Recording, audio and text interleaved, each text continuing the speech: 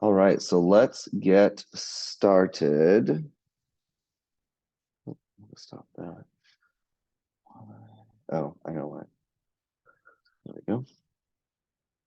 All right, so let's get started. We're going to do chapter 7 today.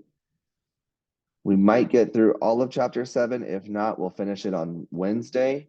If we do get through all of chapter 7 today, then we will have Wednesday as a project work day. Okay, so if we get through all of 7 today, we'll have a project work day on Wednesday. If not, we'll come in on Wednesday and finish chapter 7. All right, so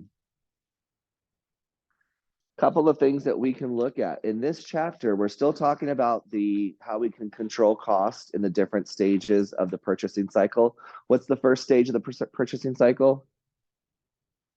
Purchasing. What's the second stage? Receiving. The third stage is storage, and the fourth stage is issuing. Okay, so this is the issuing stage. We're in production now. Okay, so we're actually producing product. Now, the two pieces of things that we can look at is our sales history and our menu mix. Those are the two pieces of information that we can use in order to determine how much product to make. We don't always prepare the same amount of product every single day. We do it based on our sales history as well as our menu mix, okay? So how much have we done in the past? And then menu mix, what's another way to say menu mix? We've talked about it before in a previous chapter, chapter 4. Say it one more time.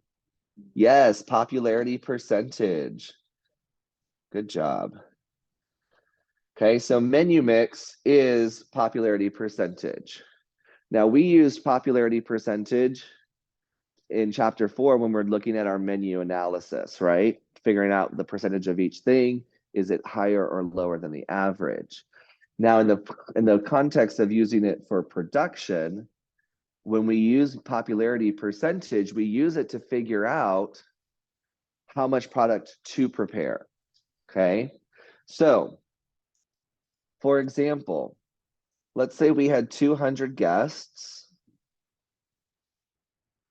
and when we had 200 guests, we served 40 cheeseburgers.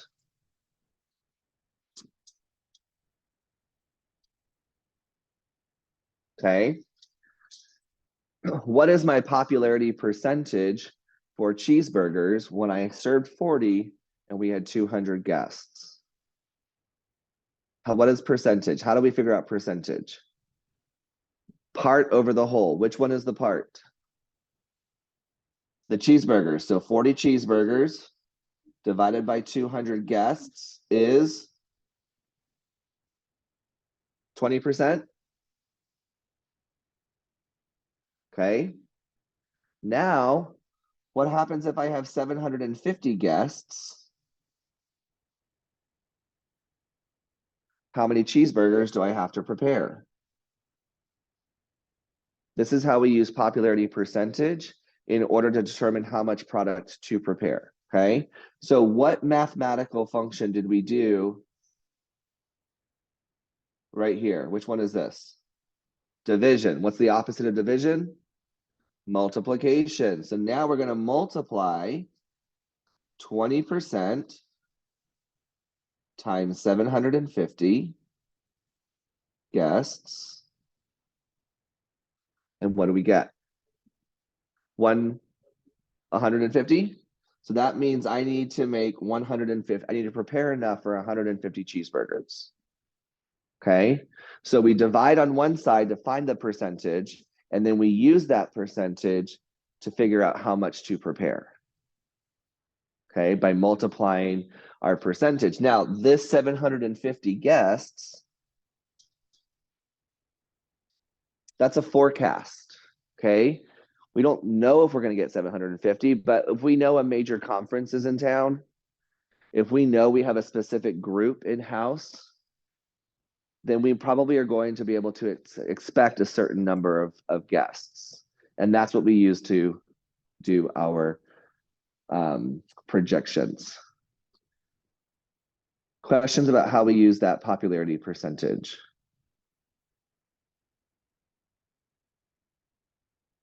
All right. One other thing that we can utilize, I'll tell you a little bit about how we utilize sales history. Okay. So sales history, let me give you an example. When I was working for a company called Adventures in San Antonio, I was a event planner. So I had a group come into the big like conference, and they're coming in. They're like, David, we want to go to Hard Rock Cafe, and we want to do a buyout. Who does not know what a buyout is? Okay, a buyout is when I'm going to close your restaurant to the public because I want only my guests to be there. Okay, so I want to do a buyout. Okay, so I call Hard Rock Cafe. I'm like, hey, Carrie Ann, I have a group that wants to come on April 15th for a buyout for Hard Rock Cafe. What will that cost them? And so what is she going to do? She's going to go back a year and see April 15th. What was our revenue on April 15th? Our total revenue, let's say their total revenue was $14,500. Okay. Well, they don't want to make less than that. So if they're going to close down their restaurant and not allow people from the public to come in, then I need to spend a minimum of $14,500. But of course, we are always increasing our sales goals, right? So she might say, David, I can do a buyout for you for $16,000. You have to guarantee that you're going to spend $16,000 in food and beverage. Otherwise, I can't do a buyout for you. And then I add my 20% because, I have to make money as an event planner. So I call my client back and I say, yes, we can do that. It's going to cost you $19,200. You have to spend that kind of money in order to do a complete buyout. So that's how we use sales histories to look at what we can do if we want to do a situation like a buyout where we close out to the public. Okay. Any questions about how that works? Anybody thinking like, oh my gosh, $19,000 is a lot of money to spend on a 4-hour event? That's crazy, right? But if you think about, let's say it's 250 people, that's only $76.80 per person. So if you think about ordering an entree and having 2 cocktails plus tip, you're getting pretty close to $76 per person. So it's really not like when you think about it, when you break it down to the price per person, it makes it a little bit more manageable. When you just look at the overall price, you're just like, holy cow, that's a lot of money. So that's how we use sales history. All right, the next thing is our conversion factor, okay? Because our recipes, when we're talking about production, we don't want to overproduce, we don't want to underproduce. We want to produce just the right amount, okay? So our conversion factor is that number that we use to basically scale up or scale down a recipe. To either scale up or scale down a recipe. Let's say a recipe makes 8 servings, okay? Let's say a recipe makes 8 servings. I need to serve 16 people. What am I going to do that recipe? I need to serve 16 people. I'm going to double it, right? We just say, oh, we're going to double it, or I'm going to triple it if I need to make enough for 24 people. But we can't always just double or triple. So our conversion factor is what we need divided by the recipe yield. So in this case that I just gave you, we needed 16. We divided by 8. My conversion factor is 2, which we just say we double it. So you already know this concept. It's just a different terminology to what you probably already know. Okay. So let's do this first example. If a recipe yields 4 servings, what's the conversion factor if we need to serve 40 people? So I need to serve 40. And my recipe yield is how much? 4. So what's 40 divided by 4? My conversion factor is 10. Okay. So when I'm making this recipe, when I'm preparing this recipe, if my recipe uses 3 pounds of pork, what is the amount that I need for my scaled recipe? So 10 times 3 pounds equals 30 pounds. So when I'm doing my ordering, I need to order at least 30 pounds. This is how we scale up, but we can also scale down as well. Okay. So let's do another example. If my recipe yields 32, but I only need to serve 20 people. Okay, so what I need is 20, and my recipe makes 32. So what is 20 divided by 32?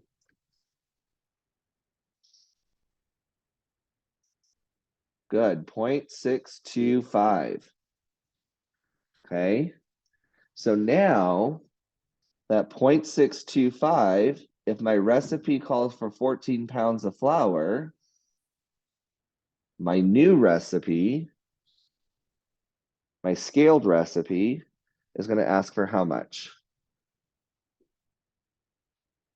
8.75 pounds.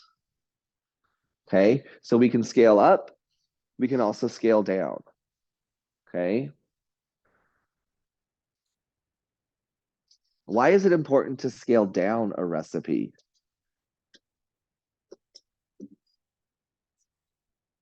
So we don't use too much ingredients making more that we don't actually need. Okay. In baking, I feel like you could use this in baking. I remember one time I was looking through my On Cooking textbook for basic skills, and I love carrot cake. It's one of my favorite cakes. But the recipe in that textbook was for 10 8-inch round cakes. I'm not making 10 8-inch round cakes, right, at home. So I can scale that down to maybe just 2 8-inch round cakes.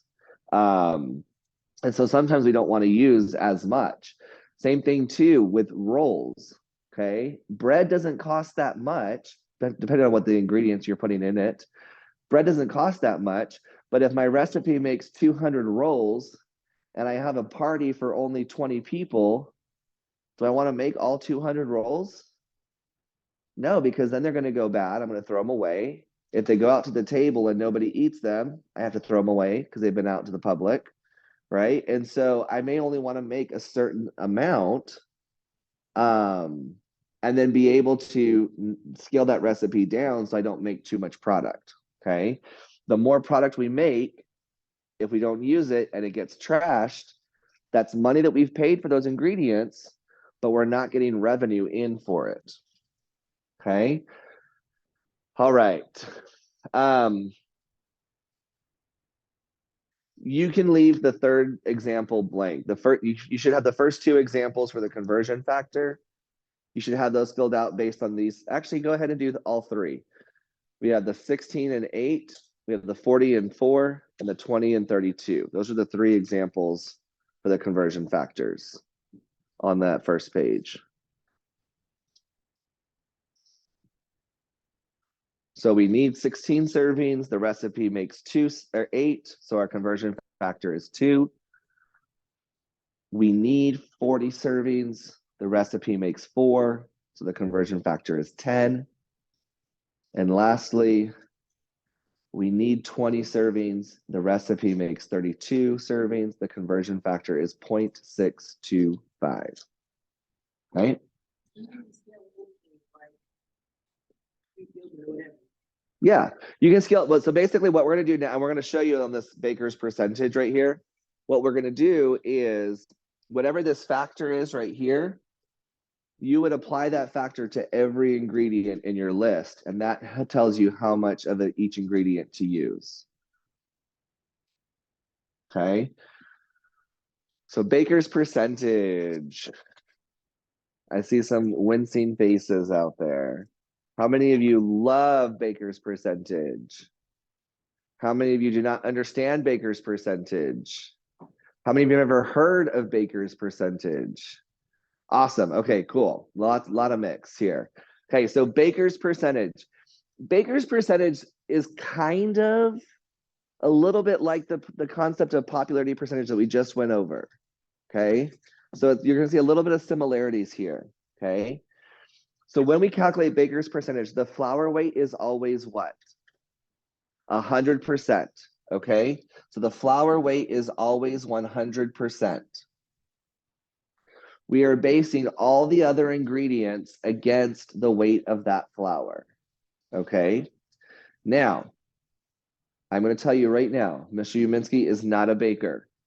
Okay, I am not a baker. I am not a professional in this. I know the math and I know how it works, but I know how it works with one flour. Okay, when you get into two flours or multiple flours, I'm lost. Okay, so I'm teaching you from a perspective of using one flour and one flour only. Okay, and so that is 100%. We're going to use everything else based on that particular weight of that flour.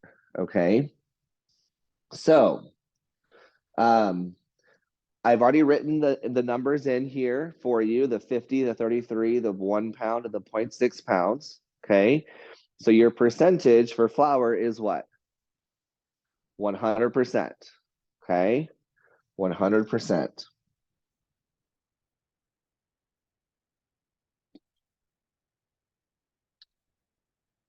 Now, we are going to divide each of those weights of those individual ingredients by the weight of the flour. Okay, so you'll see water is 33 pounds divided by 50 pounds gives it a 66 percentage. Okay, salt, 1 divided by 50, what is that times 100 doing? It's just moving that decimal place over, right? Because 133 divided by 50 is going to give you 0.66. Okay, and then the times 100 is going to move that decimal place over to give you 66 percentage. Okay, so 1 divided by 50 is 0.02. Multiplied by 100 gives me 2%. And then the yeast is 1.2 percentage. Okay, so 0.6 pounds divided by 50 equals 1.2%. Okay, now let's think about a new flour weight instead of 50 pounds. Sabrina, give me any number, either less than 50 or higher than 50. 96? 36, okay. So 36 is our new flour weight.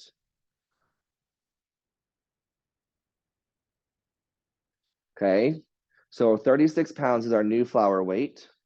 So what is the weight for our scaled recipe for flour? 36, because that's our new weight.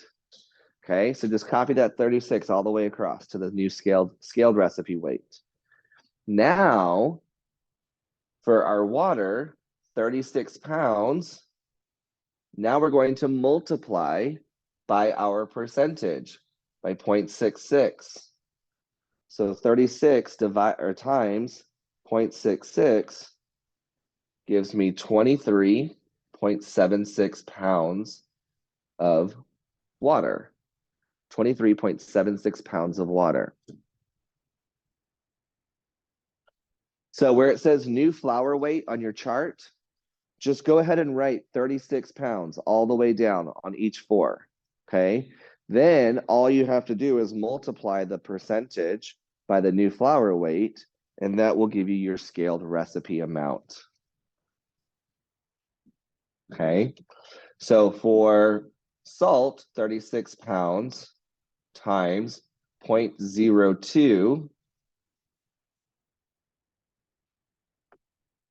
is 0.72 pounds. And last but not least, our yeast, 36 pounds times 0.012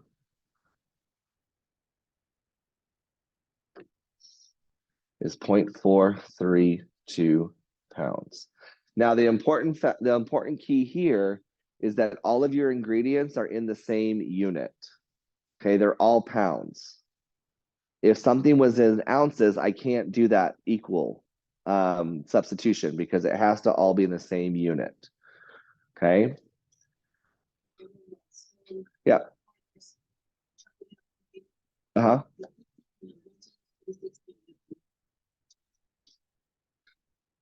Because we're scaling down the recipe. Okay. So let's say this 50 pounds recipe, let's say it makes 400 rolls, but I only need enough for 36 pounds of flour, right? So I'm going to scale down my recipe.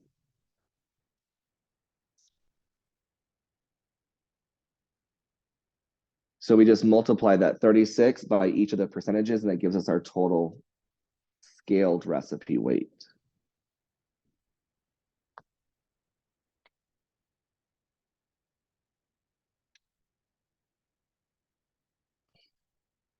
Any questions about Baker's percentage?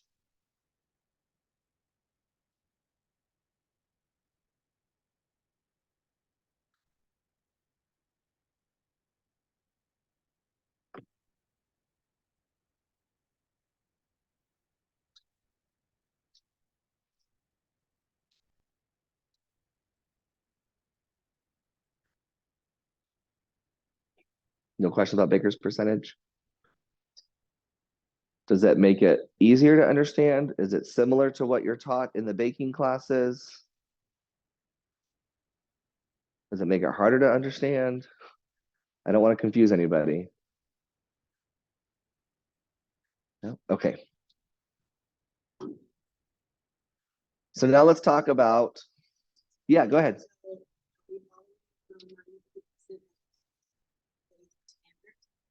No, it's based on the recipe. Yeah, so whatever the recipe calls for, that is going to be whatever your flour weight is always going to be 100%. So you will divide all the other ingredients by that flour weight in order to get your accurate percentages. But again, everyone has to be in the same unit. That's why in the yeast, 0.6 pounds, it's not in ounces. It's in the pounds unit.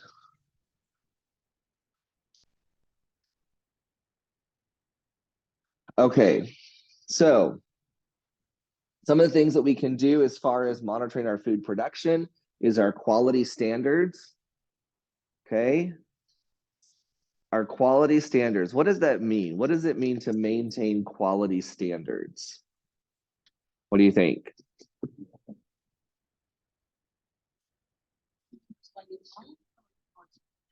The quality standards from the product of the food that we're producing. How do we maintain the quality standards?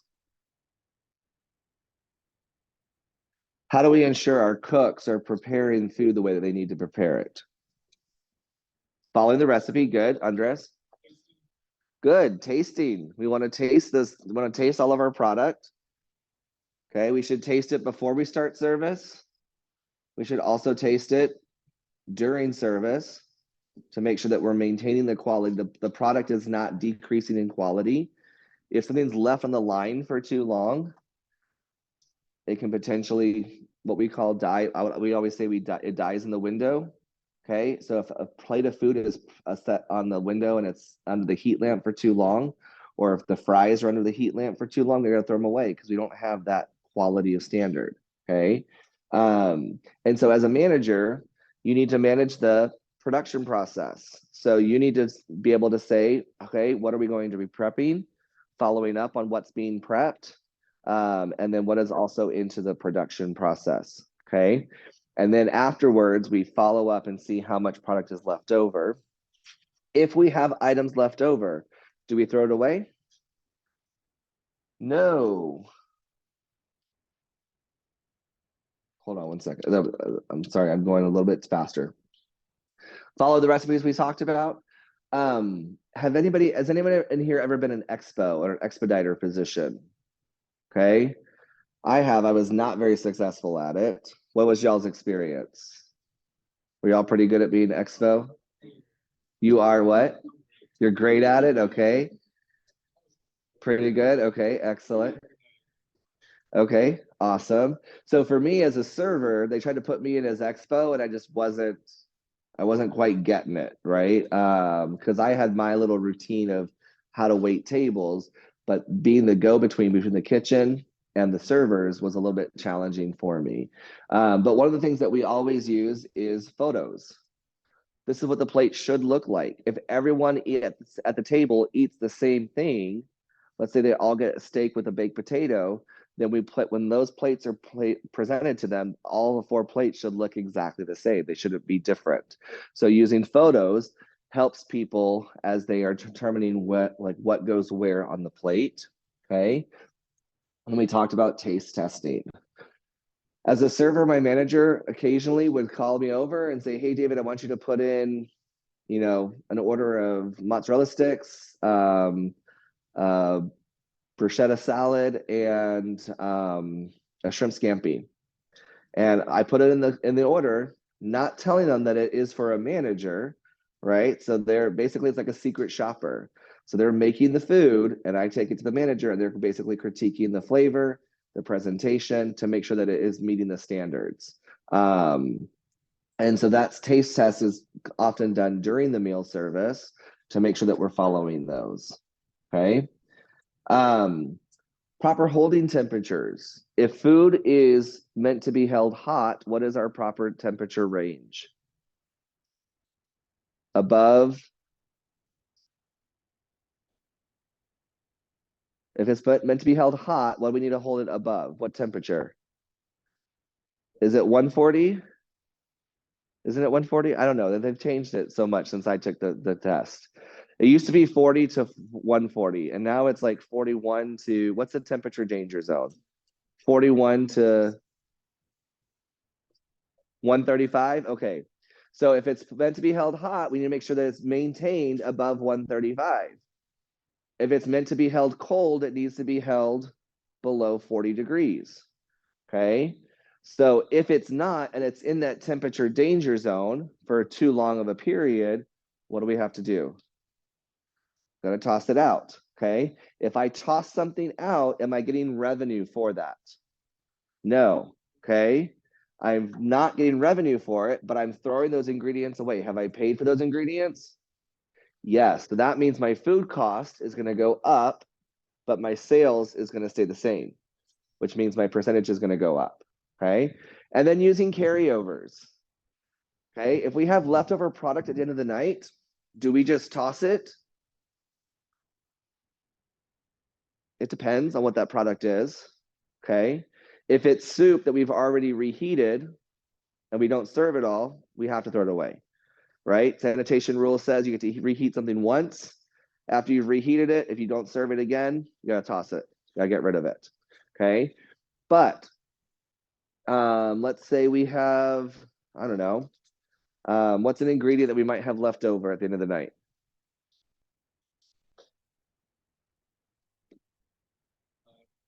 Avocado. Okay. Can we reuse that in any particular way? It depends. What way can we potentially use avocado again? Okay. Turn it into puree. Make sure that there's no oxygen so it doesn't oxidize, and maybe use it the next day. Okay, good. What else? Another ingredient.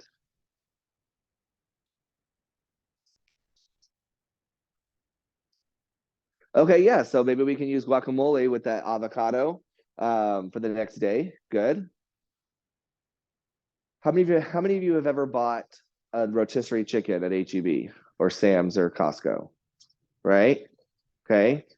Now, how many of you have also seen in the cold section of HEB shredded up rotisserie chicken? Okay, that is literally the chickens that did not sell the next day, the day before. Okay. They are not making chickens specifically to shred them. They are taking those chickens that did not sell the day before and they are shredding it up, and they're charging you more money to do that, where you can just buy that chicken and shred it yourself. That is a really good way to use carryover stuff. If we have a bunch of grilled chicken left over, right? So for example, when I was in Maine, my first summer going back in 2015, okay? In 2015, I saved my boss $6,000 from one year to the next. Because in 2014, her cook went $3,000 over budget. In 2015, when I came in, I was $3,000 under budget for the year. So I saved her $6,000. And the one way that I did that, there's a couple different ways, but the main way that I did that was by using things that were left over. The staff would help her in 2014, and they told me that she would literally would just like take the whole food prep table and just throw it all in the trash and start fresh. So about the first, I don't know, 3 or 4 days where the staff would help me clean up. And the first time they took something and just dumped it in the trash, I was like, what are you doing? Like all that spaghetti noodles that I didn't use, I'm going to use it in 3 days. I'm going to toss it with the Asian Trinity, which is what? Garlic, soy sauce, and ginger. And I'm going to make some lo mein noodles, and they're going to have no idea that it was the spaghetti that they were eating on Sunday night. Right? I'm going to take this grilled chicken, and I'm going to chop it up, and I'm going to make chicken salad for lunch. And they're going to have no idea that it was the grilled chicken that we had 2 days before. Okay. And so using those carryovers is a really good way to use that product, especially if you call it a special of the day. It's a special of the day. It's unique. You can only get it during this day. So then that means that if you want to get this special, you got to come on this day to get it. It could be something that is prepared fresh, right? And so as a cook, you may order more product because it's a specific special for that day. But also a special of the day could be stuff left over from yesterday that we want to resell and repackage in a different light. Okay. So going out to eat after taking this class makes me a little bit more cynical, right? When I see a symbol on the menu that says guest favorite, I'm like, is it a guest favorite, or do you just want me to buy it because it's cheap for you to make and you want me to keep it popular on your menu analysis? And then also special of the day, is it really special or is it leftover product from the day before? Does that mean I'm never going to order a special of the day? Absolutely not. I'm probably always going to order a special of the day because it is special. I want to make sure I get it. And then sometimes we can use that special of the day too. I'm not trying to like be, what's the word I'm looking for? Critical of people in restaurants. Sometimes that special of the day is a way for us to test new menu items to see how popular it would be. Before I actually revise my entire menu, let me put it out as a special. And then if people order it and they like it, then yeah, let me go ahead and add it to my menu. If they don't like it, then I didn't have to do a whole lot of work of redoing my menu. So there are pros and cons of doing stuff like that, okay? All right, so let's talk about beverages. Beverage production. Beverage production is where we make a lot of our money, not the most of our money, but a lot of our money is our beverage production, okay? Now, beverage production does not necessarily mean alcoholic beverages. Most of the time we're talking about alcoholic beverages, but not always. Non-alcoholic beverages like soda, juices, milk, all of those allow us to increase our profit margin significantly. Now, when we are talking about alcohol, though, most alcohol, as far as spirits and wine, are going to be served in liters or milliliter bottles, okay, in metric measurements. In the US, we don't use metric. We use ounces and pounds and gallons and pints and quarts, okay? So it's important for you to know that 1 liter, 1 liter equals 33.8 ounces. That's a conversion, just like you have to memorize that 1 cup equals 8 ounces and 1 tablespoon equals half of a fluid ounce. A liter to 33.8 ounces is just a conversion that you just have to memorize, okay? So if a liter is 33.8 ounces, how much is 750 milliliters? How would we figure out how many ounces are in 750 milliliters?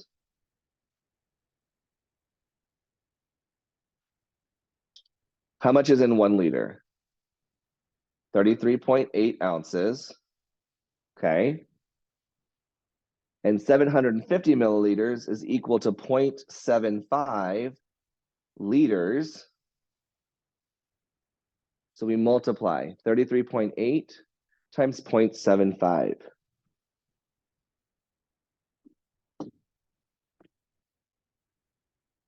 And we get, oops, 25.35 ounces. Okay, 25.35 ounces. So how many ounces are in 1.5 liters? What would we do there? If I want to know what's in 1.5 liters, 33.8 times what? Times what? Take a guess. Times 1.5. Exactly. Okay, so 33.8 times 1.5 is 50.7. Okay, the reason why I use these two measurements, 750 milliliters is the standard size of a bottle of wine.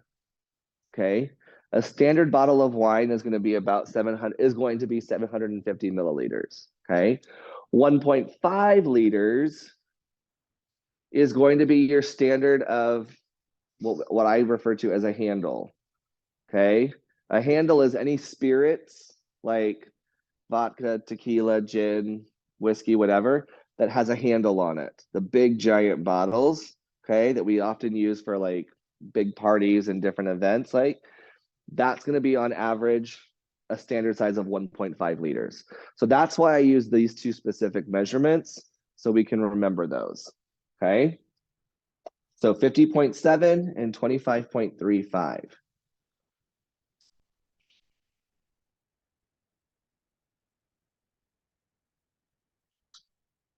Okay, so as we are looking at our actual liquor costs versus what our liquor costs should be, okay? So in this chart right here, we're looking at our actual usage of 294.9 liters, okay?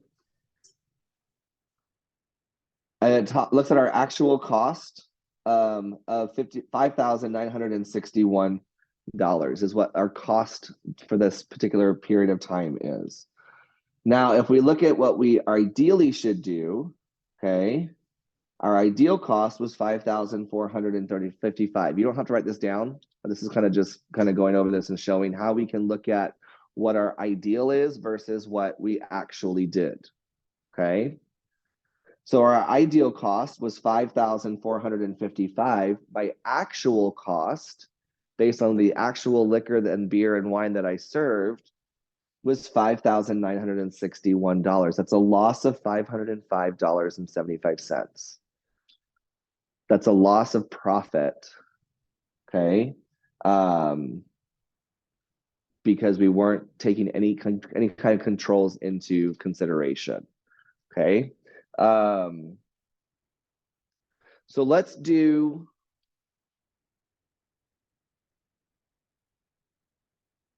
this first. Let's do this math first on this page, and then we'll watch the two videos second. Okay, so let me start a new screen. Okay, so for this example, we buy a 750 milliliter bottle. How many ounces are in 750 milliliter bottles? 25.35 ounces. Okay, so we buy that bottle for $22.09. Okay, that's what we purchase it for. A standard pour is 1.5 ounces.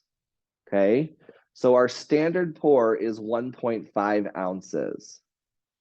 How many drinks should we be able to serve out of this 750 bottle? So we do 750, sorry, erase. We do 25.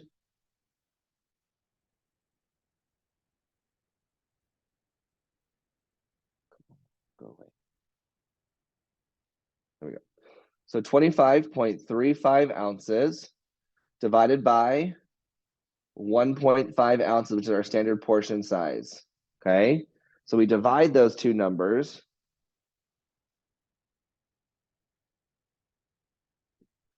And we should get 16.9 servings. Okay, 16.9 servings. Can I round this up to 17? Why not? I can't come up with that 0.1 serving of whatever alcohol this is, whatever Jack Daniel's whiskey. Okay, I can't come up with that extra 0.1 of a serving. But what I can do in this case is I can say 16 servings is my standard, and 0.9 is spillage. So you see how those two things add up to the number of servings I should get? So 0.9 as spillage tells me that this is going to give me a little bit of grace, a little bit of wiggle room. Let's say my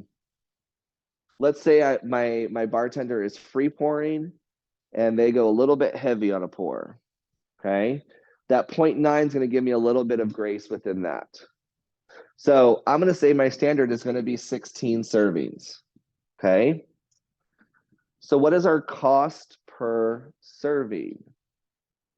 Our cost per serving. What does our bottle cost us? $22.09 divided by our number of servings is 16 servings. So 22.09 divided by 16 is $1.39. Okay, we're rounding up to the nearest penny. My cost per serving is $1.39.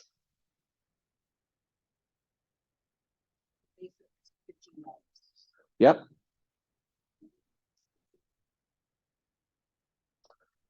$22.09 divided by 16. $1.39. Yeah, 16. Yep. All right, so now if we sell our Jack Daniel's on the rocks for $7.50, how much money in sales should we expect from one bottle? Let's do a different color. Let's go with blue. Okay. So now I have 16 servings.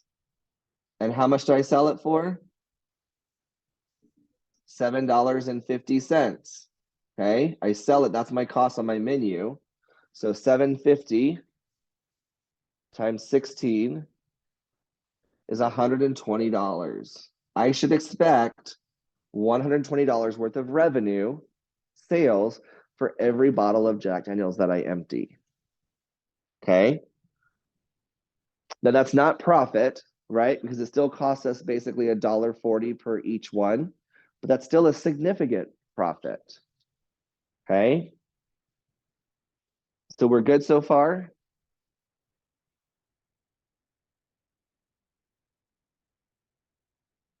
All right. If the bartender only gets 13 servings, okay? So 13 servings times $7.50 is what? $97.50.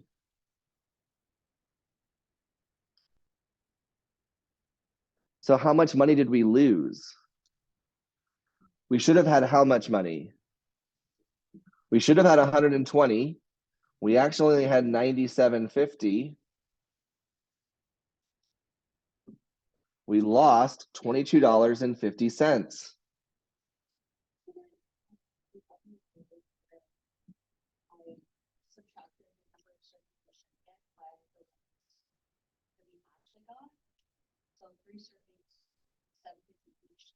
Yeah, that's fine. Okay. So what happens if this happens every day for a year? Let's say that we're closed 300 let's say we're closed 5 days out of the year, right? For different holidays. So that times 360 days out of the year, 2250 times 360 days, that's $8,100 in lost revenue if we are not keeping up with it. Okay. So if we are not keeping up with it, we have 20 minutes. Okay. Now let me tell you one quick story. I was at Six Flags one time for an event, and one of my former students was running one of the booths, and it was for lemonade. And so I thought, I don't really want lemonade, but let me go and support, try to help boost their sales or whatever. So I went up there, and she was like, "Oh, I don't have a credit card reader. It's cash only." And I didn't have any cash. And so I was like, "I don't have any cash. Let me go to the ATM." And she was like, "It's okay, Mr. Minsky, you can just have this." And I was like, "Did I not teach you anything in cost control? Like, do not give away product. I will take this. Thank you. I appreciate it. But don't do it to the next person. Don't give it away to anybody." And so, that this is where we can make a lot of our money and a lot of our revenue. Okay. So give me about a minute. I need to switch from my audio from my phone to the audio on the computer.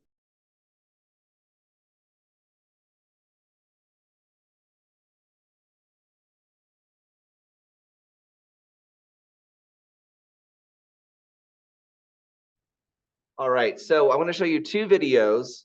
This first one, I'm not going to show the whole thing, but what I want you to kind of see and recognize is that there's different systems in which we can control alcohol service. Okay, this is a very expensive system, and it's a very detailed, very technological system. Okay, most restaurants, most bars are doing what we call free pour. Okay, so a counting system where the bartender is counting to a certain number in their head while they're pouring freely, and then that tells them how much is an ounce, a half an ounce, 3/4 of an ounce, etc. Okay, usually an ounce is about a 6 count.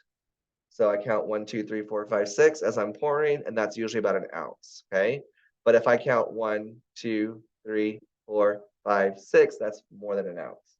Okay, and so free pour is not very controlled. There are other systems that are computerized where they have a little spout that goes onto the bottle, and when they pour it, the computer system serves exactly 1 ounce, or based on the drink that they're ordering. Okay. Other systems we have, there's little ball bearings that can be on the inside of the spout, and so as they pour, that ball bearing falls down, and then it stops the liquid from pouring. And so that again will serve about an ounce typically. Okay. We can also use things like shot glasses. We can use little measurements. There's an ounce and a half ounce measurement. So you might see a lot of people using measurements, and then they pour it into a shaker. This one is really expensive. I don't even know how much it would cost, but I think it would be outrageous. So it's not necessarily feasible for all restaurants. Alcohol beverage management, inventory control, and loss prevention system. Designed by industry professionals for industry professionals, the Barmaster enables total tracking of every ounce of alcohol, from top shelf to stockroom to point of sale, for bars, nightclubs, restaurants, hotels, casinos, and other venues. Here's how it works. When a shipment of new stock arrives at your bar, it's received as normal and entered into the Barmaster system by simply scanning a label and attaching it to each bottle. The process enters into the system data such as the bottle's brand name, volume, and a unique serial number that can be read wirelessly throughout your stockroom and bar. This is how the Barmaster tracks every bottle until empty. Anywhere your bottles are, the Barmaster will know its location, brand, and last measured volume, enabling the tracking of every ounce. Bottles stored in the stockroom are monitored 24/7 by the barmaster. This is done by sensors that record the details of who and what inventory has moved in or out of the stockroom. An inventory report can be specific to the stockroom, the bar, all bars, or even multiple establishments, providing real-time inventory counts at any time from anywhere, with alerts and just-in-time ordering when your inventory is low or sold out. The Barmaster is virtually invisible and highly accurate due to the design of our custom speed rails with embedded sensors. These sensors detect volume changes up to 1/20th of an ounce. So a speed rail is this section of the bar that has the most commonly used liquors. So that's the speed, and then the shelf behind, like the top shelf, right? Those are things, that's why they're called top shelf liquors, is because they're not commonly used. The well and the speed rail is what you're going to use those most commonly used items. And you'll see how it has this sensor right here. This sensor is what is actually reading that RFID card, that little sticker they put on the bottom. That's going to measure the weight of the bottle, how much liquor is left in it, and things like that. So every time it's served, it's pulled off of there, and then it's set back down. It's going to record that information. So that's pretty accurate, okay? So that's a pretty detailed system. Now, this gentleman, hold on, I gotta turn the volume down because he yells.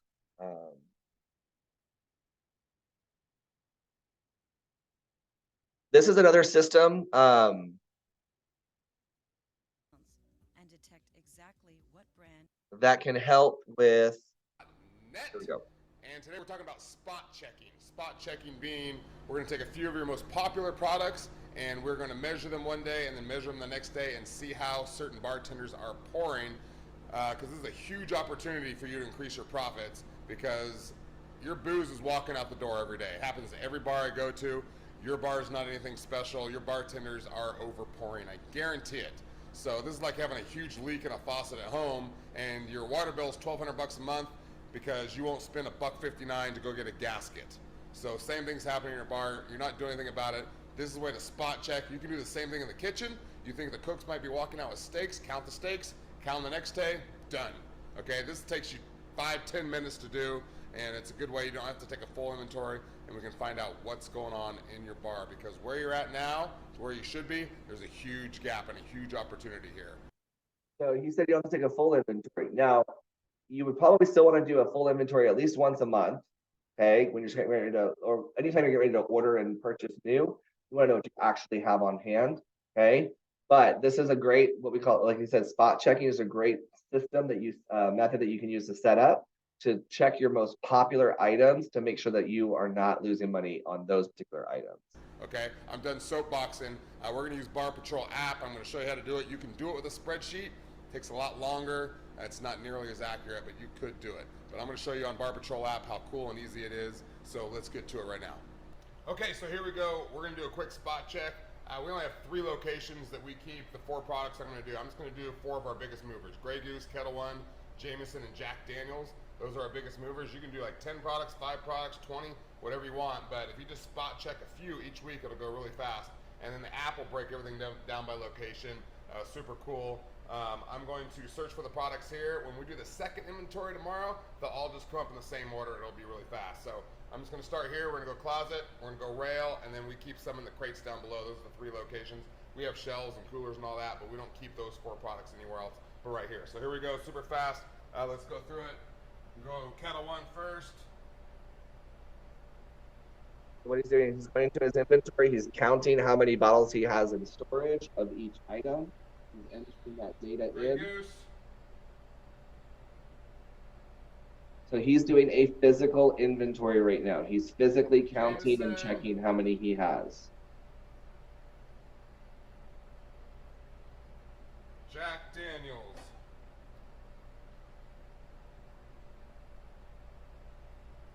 Done in the closet. That's how that works. I'm going to go real time. We're just going to go over the bar. We take a little trip. Take a little flying course to the bar. I'm going to show you how fast this goes. If you have like a mid-sized bar. There we go. That works. When we get to the bar, we got Bluetooth scale. Bluetooth scale is awesome. Very fast, very accurate. All the weights go directly to the app. So I'm just going to weigh the 4 bottles we have here. We'll go kettle 1. Enter. Grey Goose. Enter. Jameson. Enter. Jack Daniels. Enter. That's done. Crates below, here we go. We look them up really quick.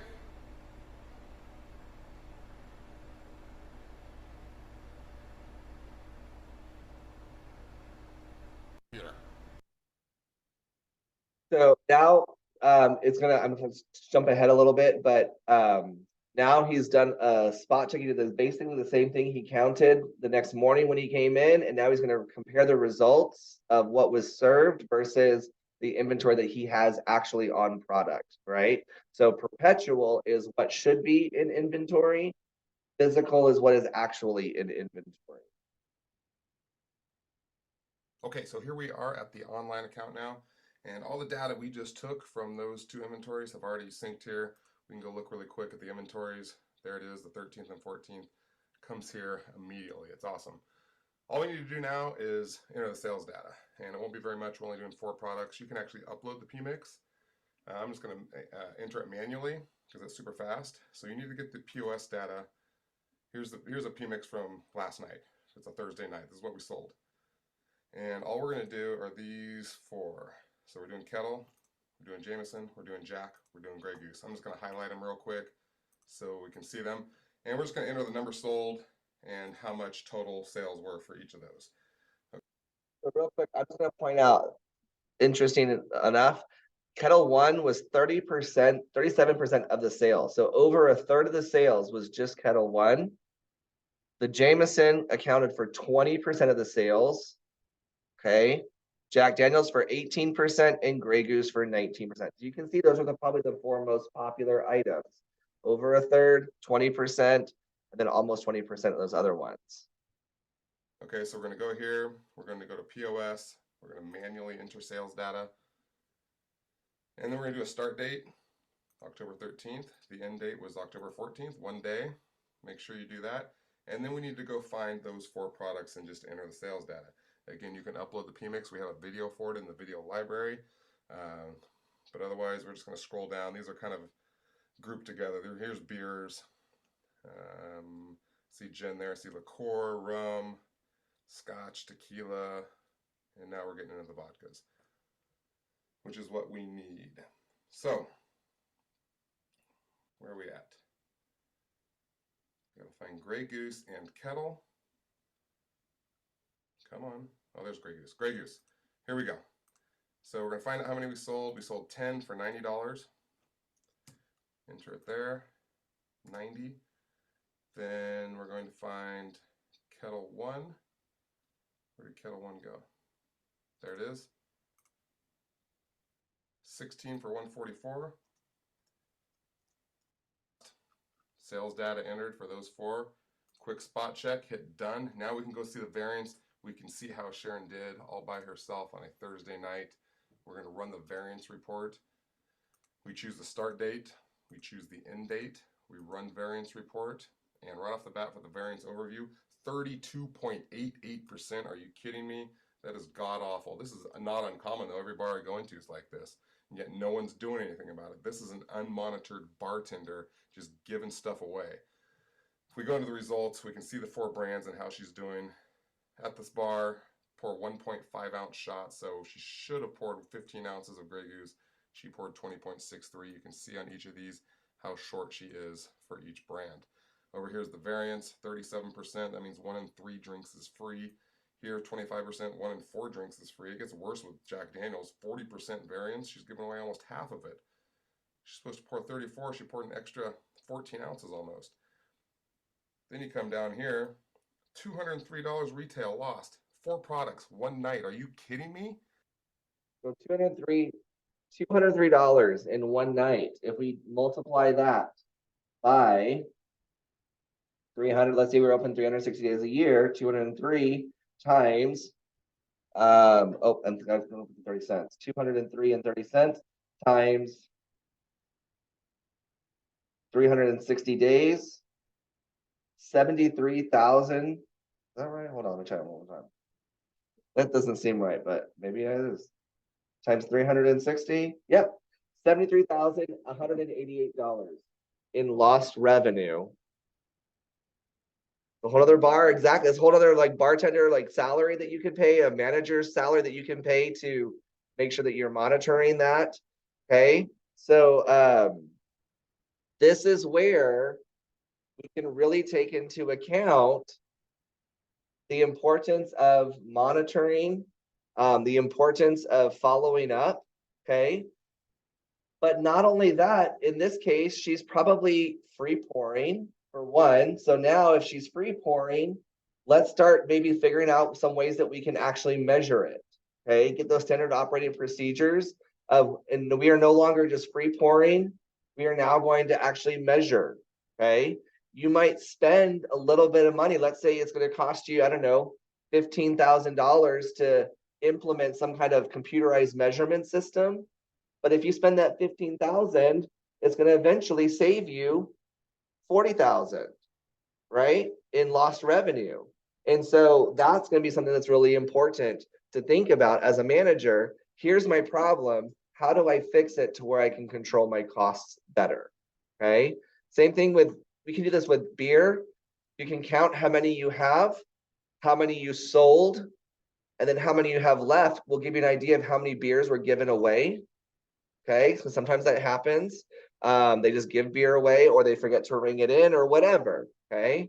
So there's lots of different reasons, of different ways that we can look at controlling our costs for beverages as well as food. Okay. Any questions, comments, concerns? Yeah. So this is the end of chapter 7, which means Wednesday will be a project work day. You can come in. I will be here on Wednesday, but I will also log into my office hours Zoom link. So if you don't, you can log into my office hours Zoom link. I will be logged in during our class time. Okay. If I am not up here at 8:10, I am more likely in my office. Okay. I only will come up here if students are going to be in class.